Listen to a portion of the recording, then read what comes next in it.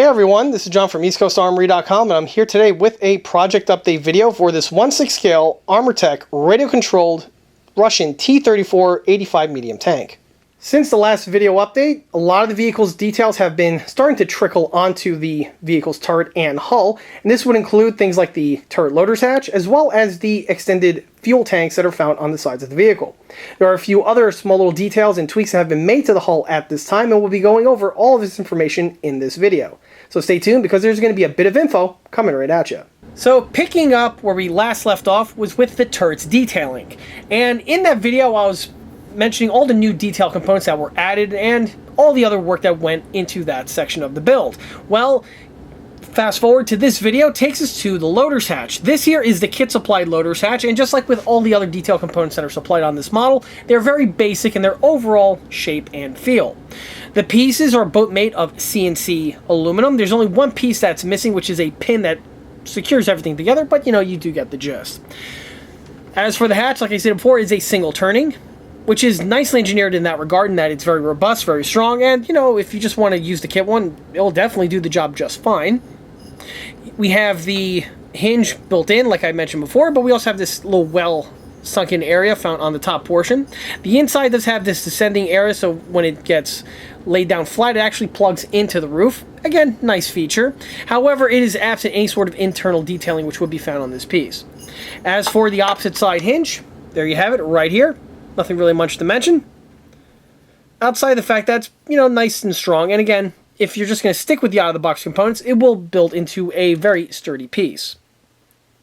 However, as like we've seen on the other detail fittings on this build, you guess it, this is not going to be utilized on this on this particular build, because it does leave a bit of room for improvement. And as for what's going to be replacing it, well, that would be this set that we have here. This here is the new T34 85 loader's hatch set from ECA. This set, of course, is listed on the ECA product line, along with all the other components that have been mentioned in the past, and also that are still going to be upcoming in this video.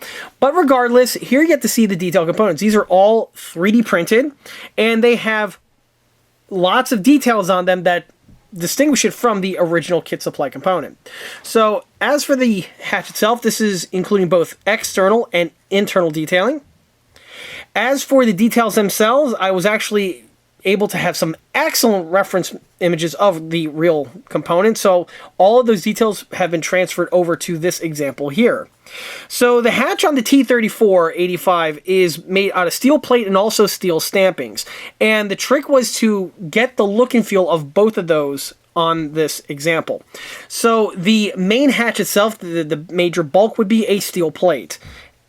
But where things get interesting is with the rim. The rim is a steel stamping, and you can see that with the way it has this curvature on this section over here.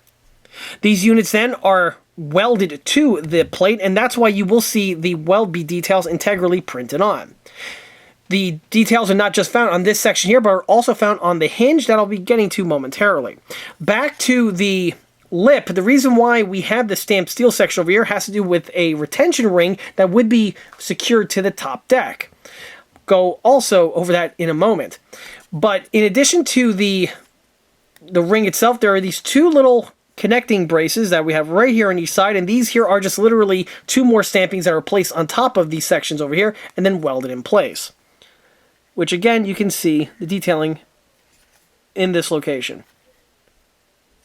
On the center portion over here, we have this little dome section. This is actually the latch and how you unlock the hatch when it's in the closed position. Again, I'll be going over that in a second, but needless to say, it is a stamping, and all those stamping geometric shapes have been found on this unit here, along with a nice little set of weld beads. Going to the front portion of the hatch takes us to the hinge, and the hinge is something that has a bit of geometry to it. So first, and the easy thing out of the way, is that it's welded to the hatch. You can see the weld beads are a bit bigger compared to the ones found on the rim, again, as per the real unit. As for the geometry on the hinge itself, it's much more closely resembling the real one compared to the stock original. And also on the hinge, we have this bracket welded to this section over here. This here is the limiter that prevents the hatch from overextending, and there is a rubber bump stop which will be found on the reverse side, or which again I'll be going over as this segment continues. So that's the external detailing on the hatch. Flipping it over takes to the internal detailing. So we have this section here where it descends into the vehicle. And as I mentioned before, the rim has a concave stamping to it, and you can see it right here replicated. Also, as I mentioned before, these two connecting segments are placed over the rim, and because that you will have the little gap in this section over here that is bridged by those two areas. And once it comes out in focus, it will definitely look the part. Also on the interior, we have the remaining of the latch mechanism, which consists of this bracket that we have over here. There is another boss over here with a lug that protrudes from it. This is for the latch itself, and there are separate printed latch fittings that I'm going to be mentioning in a second. On the front section, we have this component over here, which is, I believe, a counterbalance type mechanism, much along the lines you see on the lower hatch on the Tiger 1. However, on the set here, we just have this chunk here that's secured to the bottom portion of the hatch, and not the remaining bits of equipment which would be found on the inside of the turret. If you are going to add those details, you are going to have to fabricate those, but at least, you know, you have a good head start with this section over here. It has a small little bracket right over here with a hole in it, just like the real one, and the geometric shape is as close to the real one as I could possibly get. Yes, the weld beads are also present on this section over here, and hopefully that comes out in light. On this one, I had to make a slight modification to the way the original CAD was. I had to factor in the thickness of the roof on my model over here, or I should say on the model that I'm building over here. On the original one, it was actually closer to the hatch bottom section, but because I had to add a thickener to the roof, this necessitated the need to mount it on this section over here, and this modification is going to be made to the production unit. So that is something that is going to change. But outside of that, everything is basically what you see is going to be what you get. So that's the hatch itself. Now this takes us to the hinge. A hinge is not just a hinge, but it's also the retention ring, and since it is a single printing, this makes installation much more of an easily done affair. The hinge itself has the appropriate shape, as well as the welds. Of course, everything is printed hollow, so no drilling is required. You just basically pin this thing together, and the unit is ready to go. On the top portion over here, you will see a little lug protruding from the hinge, and this here is for the bump stop. Here we have the bump stop. However, this is not going to be the one that's actually going to be used on this model. This here is going to be the master, and I'm going to make a mold of this because the bump stops on the production sets are going to be made out of cast rubber, as they are going to be on this example over here. But at the moment of filming this, I haven't made the molds yet, but that's something that's going to be happening very soon. The way this set works is that we have the bump stop right here, and the bump stop has these two inlets with two fasteners integrally printed on, and the way it's going to work is you literally just glue this guy in place just like that, and now you have the bump stop detailing. Because it's going to be made out of real rubber, you don't have to paint this component, and it's going to look very realistic, and on top of that, it is actually going to work in preventing this piece from overextending, and because it's rubber, it's going to actually have a nice satisfying little thud to it when the piece does get open and placed in this position, and also prevent the part from breaking, so that's also pretty cool too. Now, this brings us to the inner latch mechanism. So, in order to open up the hatch, we have this latch right over here, and this is, again, as close to the real one as I could possibly get with my references. The handle does have an inset section over here, and this is for the retention nut, which is a little castle nut, and this, again, is supplied with the set. This gets positioned in place. You glue the castle nut to the stem, but not the handle. This will allow the handle here to pivot. As for the remainder of the latch itself, this again was made to be functional in the smaller scale. Here we have the locking lug right here. And here we have the end plate. So there is a small little spring I'm going to add to this one over here to actually get the piece to work. I'm still on the fence if I'm going to actually include that in the sets or not. It depends how easy it is to get the thing to function, or if it's something that could even be done. So, I'm still, flying on the seat of my pants over here trying to see how to do this. But regardless, even without the spring, the piece will still be able to move inside of this area over here. And hopefully, once the piece is fully painted and assembled, you'll see how it works in operation. If we compare this hatch here with the original kit supplied one, you really get to see the difference in detailing that's found on the surface. And once this is mounted to the model, it's really going to make the model shine and just make it look all that much more polished. Carrying on takes us to now the tank's hull, and this is a bit of detailing that I've been really eagerly awaiting to get to because it's probably one of the more iconic bits of detailing found on not just the T-34, but Russian World War II tanks in general. And that are the side-mounted external fuel tanks. The Armortek kit gives you the following components to assemble these pieces for their T-34 kit. All the components that you see here on the table are the stock originals, and we're going to go ahead and unbox them for you so that we all get a good idea on what the base starter kit gives you. In the first bag here, which is the most notable to point out, we have the main tube bodies. So sealed into these bubble wrap bags are the tubes themselves. They are each made from, well, an aluminum tube. And these tubes here are all pre-cut to the exact same size that you would need for the vehicle. In addition to the tubes, we also have some other bits of equipment. This baggie over here contains the caps that go at the end portions of the tube. CNC'd little caps. And they get slipped inside the inner recess of the tube to the point where you glue it into a certain location where the leading edges line up, and huzzah, you now have your sealed off tube. Obviously, you have enough of these CNC'd aluminum turnings here to complete 3 of these units. The last bit of equipment are the actual straps themselves, how these things get connected to the vehicle. So here we have the straps, and these are just made out of CNC'd aluminum turnings.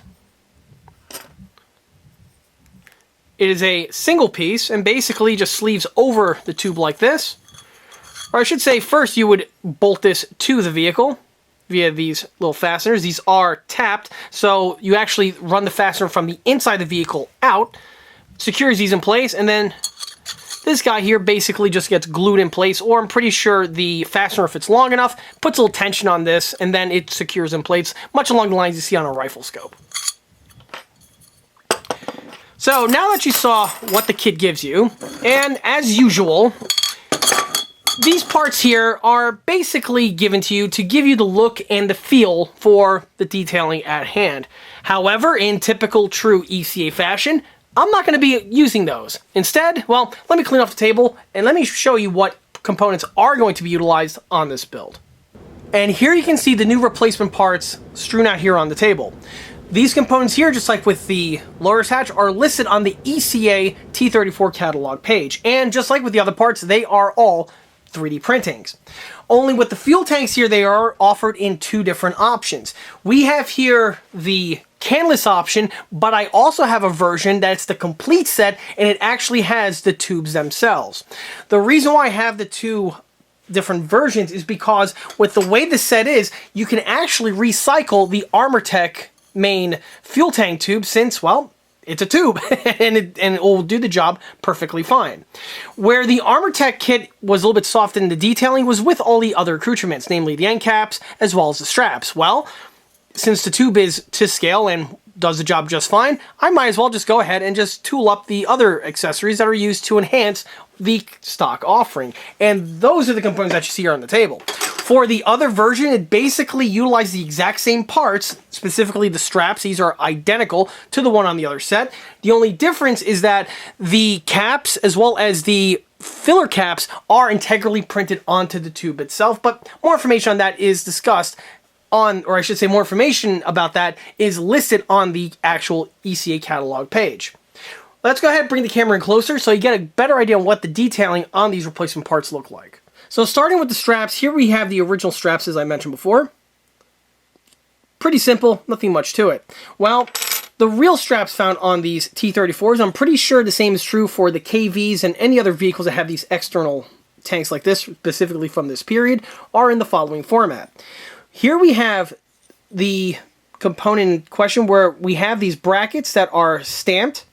They're actually really thick gauge steel, and they would be stamped to this type of shape, and this of course is to match the curvature of the can itself. There are 2 of these units. They are identical, and they are welded directly to the side of the vehicle. The welds are right here in the middle, but they're also on either side here on the ends. The weld B detailing is integrally printed on this unit, so the need to sculpt welds is not necessary. On the top portion over here, we have a rod bar that would be, again, welded to the units. And yes, the welds are present for this unit as well.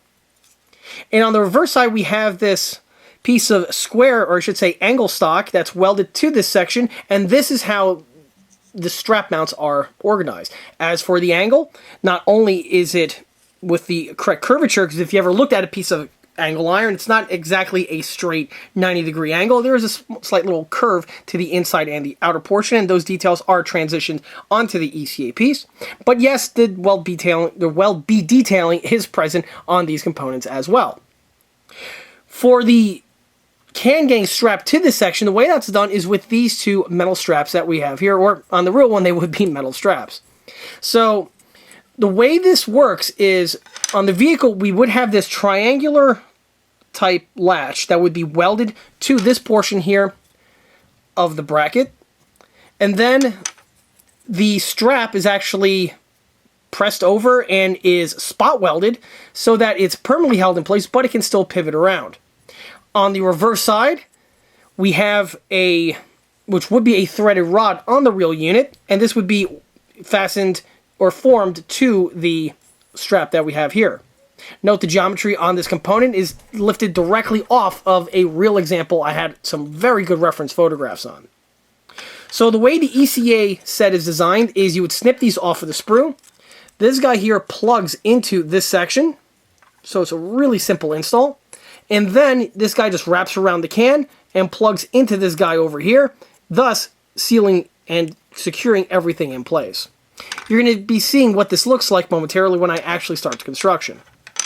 For the actual can itself, like I stated before, the tube sections are fine, but it was the end connectors that could have used a little bit of work. Well, here you get to see the ECA printings now in better light. So we have two sections right here, and they are basically the same. However, this one here has a slight different detailing, which I'll go over in a second. As for the actual cap, or what's the same on them, you will see that the cap has this rib section that is sunk in. And on the unit, this is, I believe, rolled or pressed or possibly even welded in order to get this shape. And obviously, it's what seals off the canister and keeps it watertight, or keeps the fuel inside. And then on the outside over here, we have a stamped metal little handle that is formed and then is welded in place. All of the weld bead detailing, as well as the geometry of the sheet metal stamping itself, are present on the ECA end section. On this unit over here, it has everything that's the same. However, it has something extra, which I've seen on basically all the T34s I was using as reference, and that is this little, the best way to put it's like an identifying tag type holder, where it looks like a little stamped sheet metal envelope thing, and basically I guess you could write down the fluid type, if it's gasoline or diesel, and you slip a little paper in there to let people know. Honestly, I have no idea what it is, but I have seen it on all of the Russian fuel tanks that are in this pattern, so regardless for what it is, it's here on the ECA printing. And by the way, if anyone does know exactly what the purpose of this little badge name tag thing is, feel free to put that in the comment section below. In order to secure these in place, unlike the stock one, which I have right here, where the entire unit gets slipped inside of the tube and you have to, make sure it all blends in and is a seamless type look. With this one, it's the opposite, and it actually plugs onto the tube. Now, you will have a little seam in this section over here, but that would be true to form to the real unit. The inner width section is nice and fat, which is fantastic because it gives a really good secure mounting point, and you could add the adhesives to this over here, and they will attach to the metal tube very well with some decent strength. Also on the inside, of course, I have a nice little trademark right over there just for good measure. But regardless, the end caps are very simple with their design and also with the overall assembly. The next thing is really interesting, and it is completely absent on the Armortek kit, and that is the top fuel spout. So in order to fill these things up, obviously you need to get access to them, and this is how you would do it on the real unit. On the real unit, there would be this tube structure that, or I should say it's a fitting that is machined, and then it's actually welded to the top portion of the tube. It's threaded, and then you have this cap section that would be threaded into place. Obviously, if you want to fuel or top off your fuel tanks, you take your wrench, undo this cap over here, pour in your fuel, which means you're going to be spilling it all over the place, but, you know, that's neither here nor there. On the top portion of the fastener nut, you will see that there is a small little breather hole. And again, if anyone's ever worked on a lawnmower or have any sorts of heavy equipment, something like this should look very, very familiar too. And again, the details are integrally printed on. Along those lines, so are the weld beads. The weld beads are also integrally printed on, so the builder has to do nothing in regards to sculpting weld beads around these sections over here. The only thing you got to do is just glue it to the top of the tube. And on that note, you'll see that the thing is printed with the exact geometry necessary for it to fit on top of the tube. So no hand fitting is required. You basically just take the tube, drop this guy in place, and voila, you're ready to go. Now, there are going to be some other details that need to be added to the tube. Specifically, there is a center weld bead that runs along these two sections here. This is something I am going to add, but this is going to be done in my usual format with sculptable epoxy. More information on that, of course, is to follow. On the other sets that I mentioned, the ones that are all-encompassing, that have the tube already built in, they have the proper weld beads already in place. So the need to add the weld beads to that item are completely unnecessary. So after a minute or so, you can see how the parts are starting to take shape. I've already started to glue the end connectors into their location. The only prep work I had to do on the tube was just to clean out any sort of filings or debris on the inside. Armortek did a really good job with facing these things off, so they are completely burless, or at least from the example that I have here. The other thing to mention are the mounts themselves. So the mounts, like I mentioned before, are a multi-part assembly, and here you get to see what one of them looks like fully assembled. And at the moment, no glues or anything are being used to keep these pieces in place. It's just purely held on with friction. And as you can see how the parts break down. So to install the strap, we have this one over here with the triangle. We had that hole that was integrally printed on, and we just go ahead and just plug it directly in that location. A little drop of super glue is really all that's required. At that point there, you could slip the canister in place. Obviously, it would be best done if these were already pre-fitted to the tank, but you get an idea exactly how the installation wraps up. Do the same thing to this guy over here.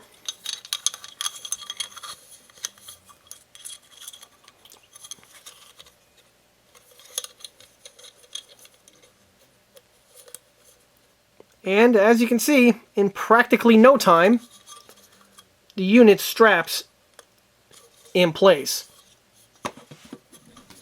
And to complete the look, I might as well just go ahead and drop these two pieces on, like so. And there you have it. One Russian pattern external fuel tank with straps ready for fitting onto the vehicle. If the parts could come out on camera, and hopefully the lens can pick this up, but these two components are made from two completely different materials, and they are from two completely different vendors. The detail sections are not made out of the nylon material, instead are made out of a resin type print. I believe it might be a type of nylon, but it's definitely not the same type of SLS material that the other components are made of. For these ones here, I opted to go with the powder print as opposed to the resin print for one reason only, and that is durability. The component could have easily been made in the exact same material. However, for the application that this is going to serve, i.e. to keep the fuel tank strapped in place, and also for the unit to, take the rigors of RC use, I felt that the nylon, or I should say the resin material here, is probably less than ideal, even though the surface quality is fantastic on these components here, and they look like basically injection molded polystyrene. And by the way, in case anyone's wondering, the printer is the same exact vendor that produced the rear engine deck that I designed and I mentioned in a previous video. But regardless, for this one over here, since these pieces need to be sanded down slightly, because there is no seam on this section over here, I just checked some real examples, and so because of that, this material does sand and polish down a lot better compared to the white nylon. And also because this is not a structural type feature or a structural type detail, having it made with that material is just not necessary. Or I should say, this material is just not necessary. But because these ones here have to take more rigors and more abuse, this stuff here is far more durable and far more resilient compared to this material. So for this application, the straps, this material here is definitely going to be superior for this application. And on top of that, the surface quality, if anyone's wondering, yeah, but is that at the expense of surface quality? The answer is absolutely not. These pieces here are very, very well made, and the quality on them is definitely more than suffice for the application at hand. And once these things get painted and weathered, they're going to look absolutely perfect, just like many of the other components I've been seeing on my builds in recent history. So as assembly continues, you can see the tank starting to take shape. And one thing I want to mention is how to glue them together. So gluing them together is actually obviously really, really easy. Just put a bead of glue on the inside here, slip the cap on, and now the piece is glued. In case anyone's wondering, I don't like to put the glue on the outer section then install in place, because if you do that, when the piece gets slid in place, the glue is going to be pushed up and now you're going to have a big glob of it on the outside and it create a bit of a mess. So as a pro tip, you add the glue to the inner portion over here, so when the cap gets inserted, it's just going to ooze on the inside, which will actually help secure it in place in a better way. The other thing to pay attention to is the orientation of the handles. The handles are in line with each other, so when you're adding the end cap, you want to make sure that the pieces are lined up appropriately and you don't have some zigzag type effect going on. The last thing I want to mention involves these paint bottles that we have over here, and I'll circle back to that momentarily, but let's go ahead and first install this guy in place. So I'm just using some super glue here. This is Pro Thick CA from Great Plains. This is the stuff I always use. Literally everything that I build, be it plastic models or these giant Armorteks. You can use a decent amount of glue. And then this guy here just slips on in place like you see here. Because the glue was added on the inside, you'll notice that the outside is nice and clean. And now you want to make sure that the end connectors are lined up. So you can see the top handle right there. Obviously that's not going to do. And I just visually inspect it like that. You can also take a square and a pencil line and draw it across the tube if you want to do that. But, you know, by going with my eye over here, as you can see, it lines up very, very well. So the next thing you'll see here are the paint bottles on the table. Because you want to have the glue set, I like to have these paint bottles here so I could rest the tube flat and then the glues can take their effect. However, because of the handle that sticks out from the other side, you can't just lie it down flat on the table. It's going to cause a bit of a problem. So I use these Tamiya bottles over here just to act as a jig so the piece can be dropped in place like that, and now the glues can go ahead and set without the piece hitting the tabletop that we have here. Before I do that, I just want to make sure that the things are lined up. Oop, move slightly. Okay, there we go. And I'm just going to go ahead and set this guy aside like so. All right, now I'm just going to walk away and let the things dry. So jumping back to the front of the tank, I went ahead and revised some of the bodywork. Well, first I'm going through and deleting all of the fastener location holes that were found on the model before. I already had putty on these sections, but I went ahead and sanded them down, and soon it's going to get its second coat. But the other thing I wanted to revise were the corner sections here of the front armor plate. If anyone can recall, and also you can see over here, there's some sculpted weld bead in this section, and I went ahead and added these after the hull was assembled, much along the lines as I do on my other builds.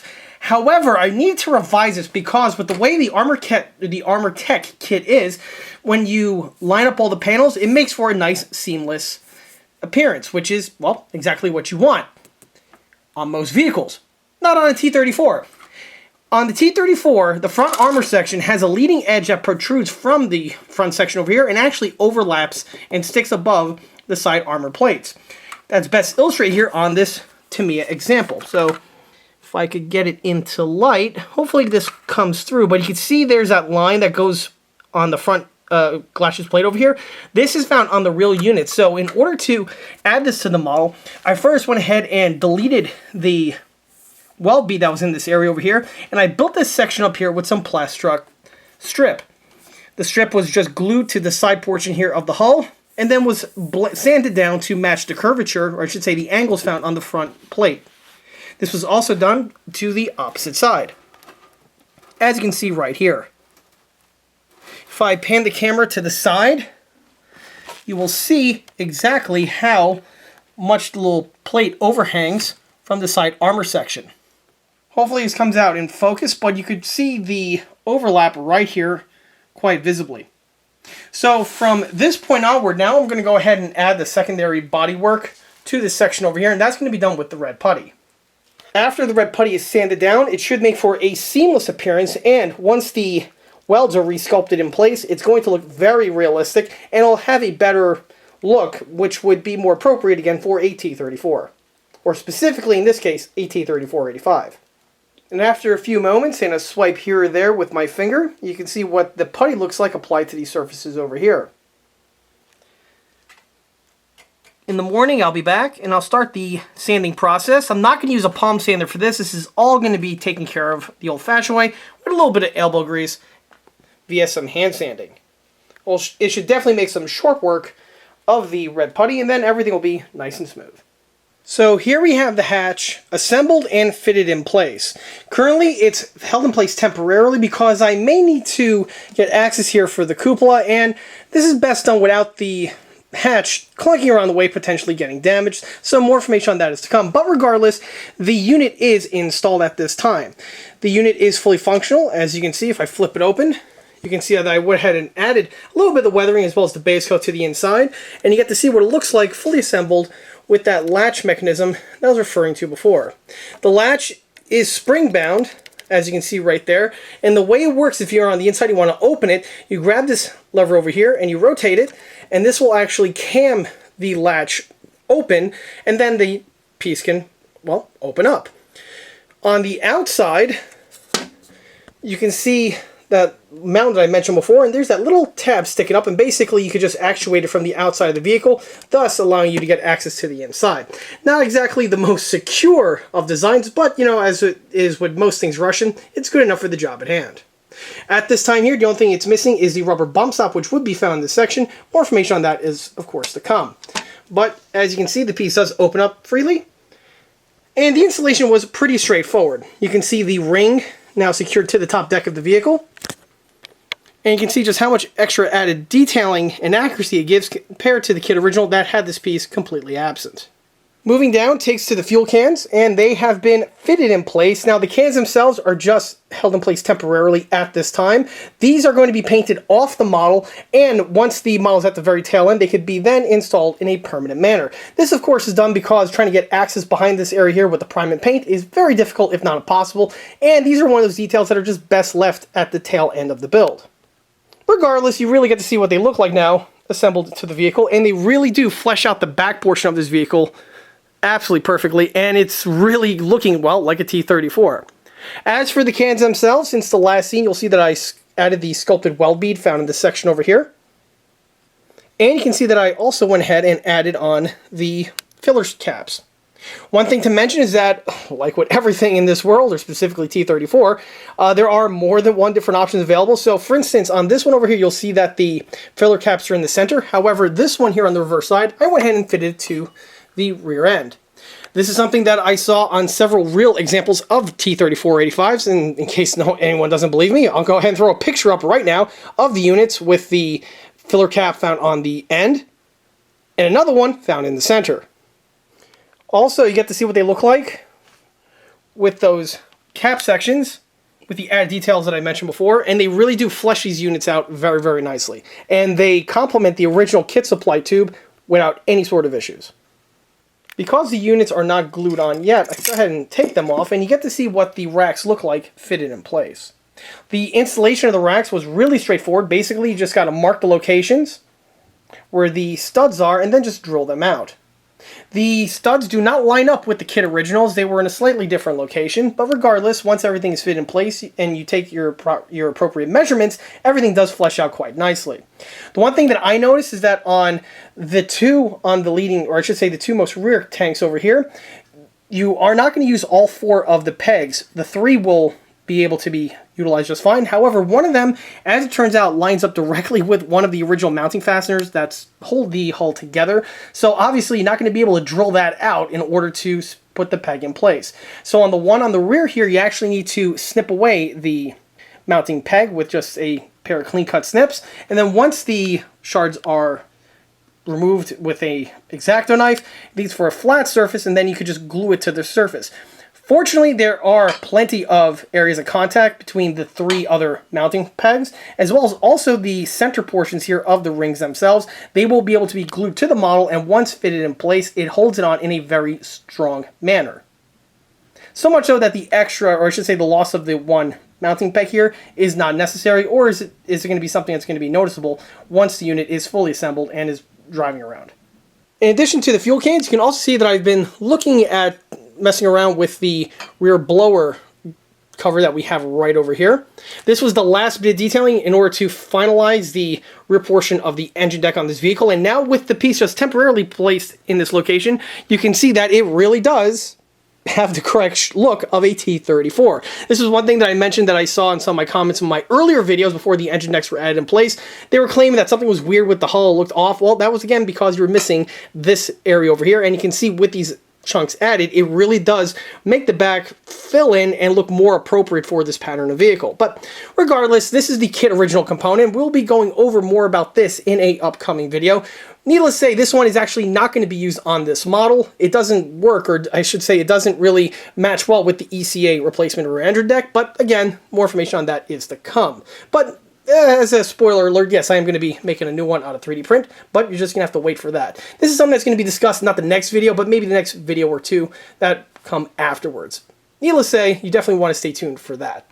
Also on the rear section over here, I've been working on refining the rear plate a little more. Since the last video, I went ahead and removed a little bit of plastic from these 2 sections over here, as these would be the side armor plates found on the vehicle.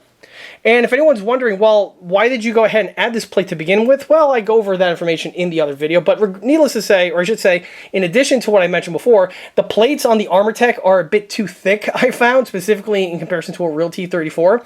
So by adding the plastic over, I was able to remove a little bit of plastic on this side over here, which reveals just a little bit of the side armor plate found on the kit, and this gives it more of an accurate representation of the thickness found on the real vehicle.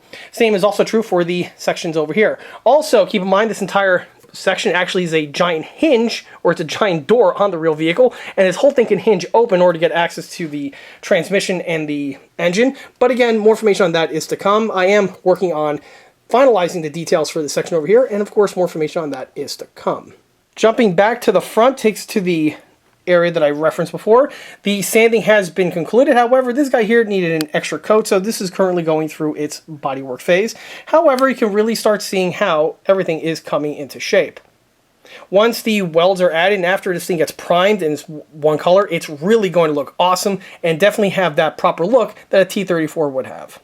At the moment I'm filming this, like I mentioned before, I have several detail components for the rear as well as the front section that are in their final phases of development, and they will soon be entering into production.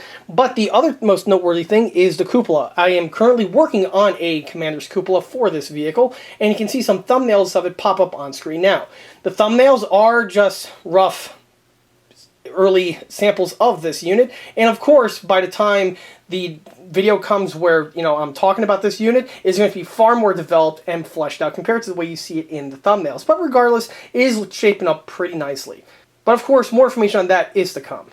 With the fuel cans out of the way, the next thing to focus on the hull are actually the tin work, and that is going to be added in these sections over here. And here I have the kit supplied units right here, still sealed in their original wrapper. This is something that is going to be mentioned in great detail in the next video. So if you're the type of guy that's interested in T34 tin work, the next video is definitely going to be the one to watch out for. And with those coming attractions out of the way, that wraps up this project update video for this 1/6 scale radio controlled Armortek Russian T34 85 medium tank. If you like this video, be sure to subscribe to this channel, where it's a great way to keep up to date on new posted content, being 1/6 scale project update videos like this one here, or the other smaller scale model showcase videos that frequently get posted to this channel.